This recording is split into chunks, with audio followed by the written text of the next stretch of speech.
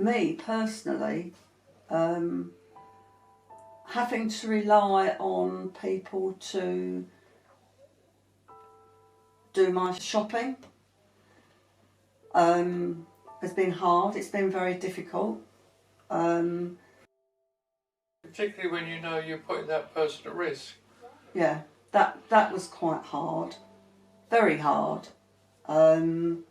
because our daughter did our shopping for us, and she's got a large family, and she's got four people in her family are at risk, and it was very hard.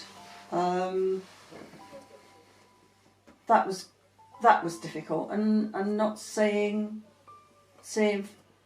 our grandchildren. Not being able to cuddle them, not being able to just communicate and be with them. Difficult. Very hard. Well, what we've done is we've been doing jigsaws, we've been watching television, we've been doing decorating, gardening, Yeah. DIY problems, sorting our nights out in the garden, which is one of her pastimes to keep me busy. Jigsaws, we like doing jigsaws. Yeah, lots of jigsaws. I've found it difficult to cope with. I've found it difficult to get back into a routine. I've found it difficult, and I'm going to find it difficult to come back out of that routine afterwards. I'm quite scared about going into supermarkets, large supermarkets. That does worry me, because I've not been inside a supermarket since the last time I shopped in a supermarket was the 14th of March, and it's, what's the date today, the 28th of May. As soon as we're able to go out to restaurants, we're going to go and have a big family meal to celebrate all the anniversaries and birthdays that we've not been able to celebrate with our family, yeah. And then we're going away in the camper. Yes. For a month at least. I haven't committed, and Jen hasn't committed 3 months for us to throw it all away. I just wish that people that are not I believe there are people out there not taking it seriously enough, and I believe the innocents will suffer because of it.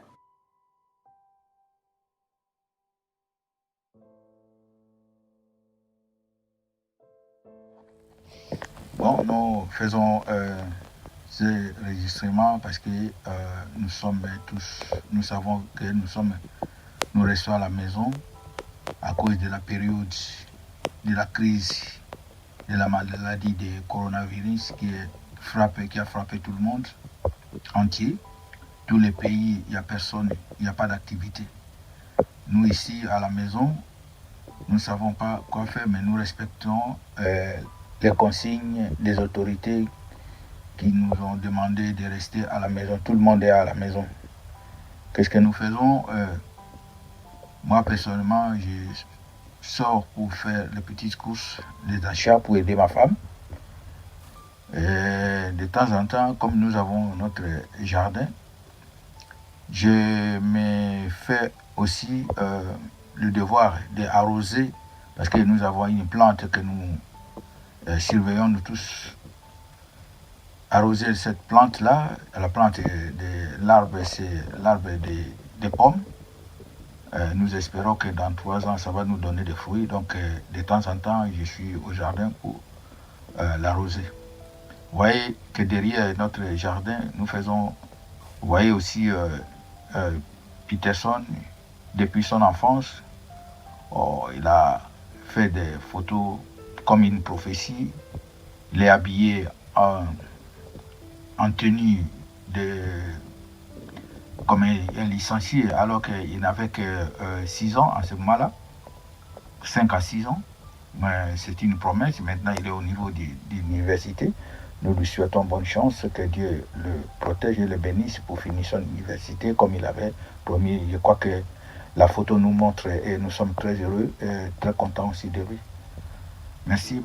La période ici, c'est très très difficile. Bon, nous prions beaucoup Dieu pour nous aider et que la maladie soit éradiquée partout dans le monde, qui a fait beaucoup de morts, beaucoup de morts partout. Bon, merci pour la vidéo.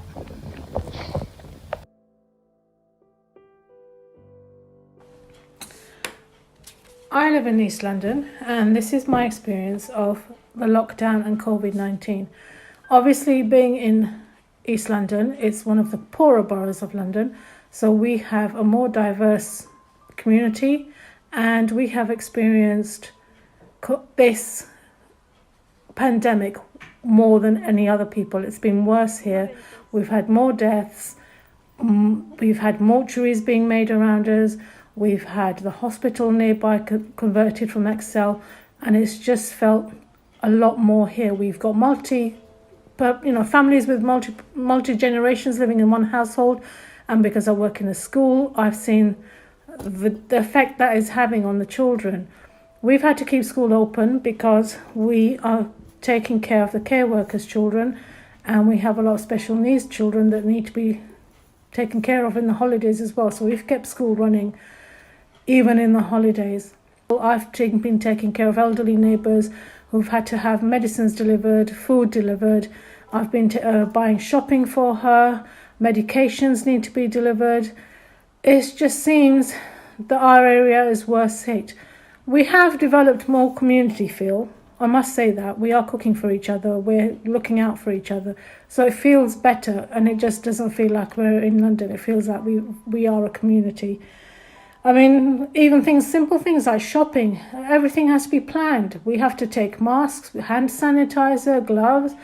You have to bear in mind that you might be queuing for a long time. You know, you have to think about things like if I pick up an item, I have to put it in my trolley, can't put it back. There's some people that just haven't got any idea about social distancing, and that really gets annoying. I don't like to watch the news, to be honest. There's so much bad news, so many high numbers of deaths, and for me to imagine that one day my entire school children population was gone, it's just shocking. So I didn't watch the news, avoided it because it was so depressing. I've tried to keep myself busy. Puzzles, jigsaws. I've had training from work to do, tasks from work to do, trying to organise things for work still to keep it going. But, you know, thank God B&Q opened because I could do my garden and I could do painting around the house, things like that to keep me busy. I've been baking, trying out new recipes, obviously, you know, giving out food to friends and neighbours around me so that we can look out for each other. But, you know, every time I go shopping now, I ask my neighbours, do you need anything? Does anything you need me to get? Do you need any food? It's just changed the world completely. Sometimes in a nice way, it's changed the world around us completely. And I don't know if it'll ever get back to normal. And what is normal anymore? You know, families have lost so many people. It's sad. And I hope we get over this.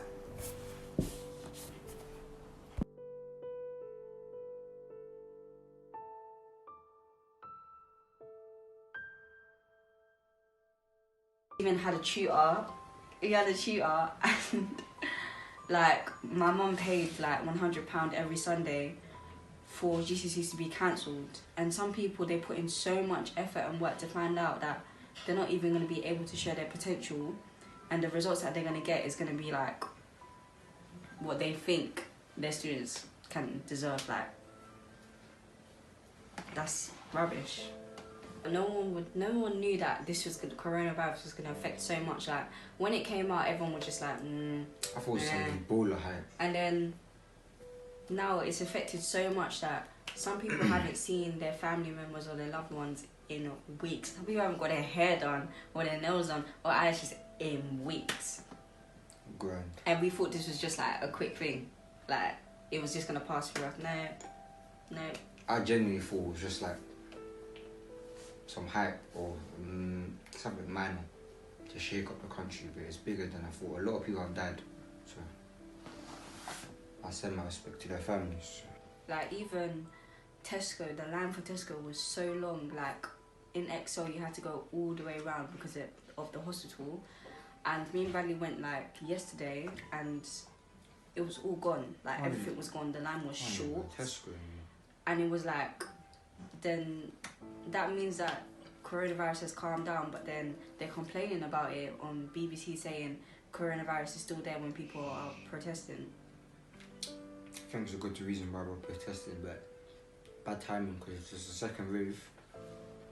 That's when more racism comes in. We'll blame the protest.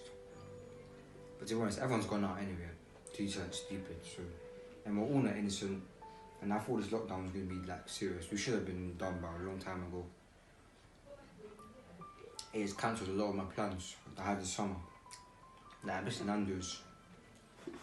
Can't even eat chicken and chips without having the feeling of getting coronavirus. We was meant to have like one of the best summers ever. Hey. Think about it. What? We was meant to have the best summer ever, because when you leave secondary school, you just have that summer, and that's what we were supposed to have. But we can't even have that experience because of coronavirus. Like we didn't even get to have the leaving experience. We didn't even get to have prom. They're saying that let's reschedule it for October, November. I don't know what secondary school is after summer, so That is I've never just heard of it. what is that? It's not on my So it's very annoying that when we're older, going to look back at this and say, wow, we didn't get to experience the best summer ever in Year 11.